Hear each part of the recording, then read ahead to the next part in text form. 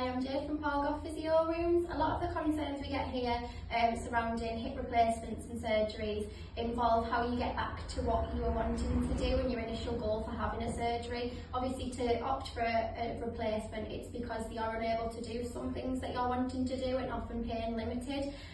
So it almost feels to a lot of patients that you're met with that barrier post-surgery, but you do have to remember that you've been through something really significant and it will take time.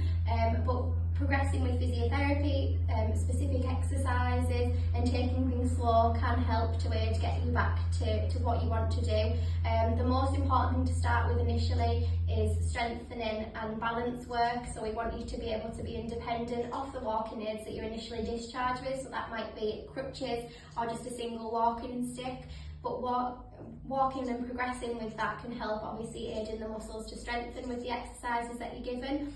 Then obviously progressing on to light exercise, swimming, progressing your walking, all with some adaptations to make sure that your hip is safe. But the best advice is to progress slowly and ensure that you're safe as you go. But these goals can be met, especially with further help from physiotherapists.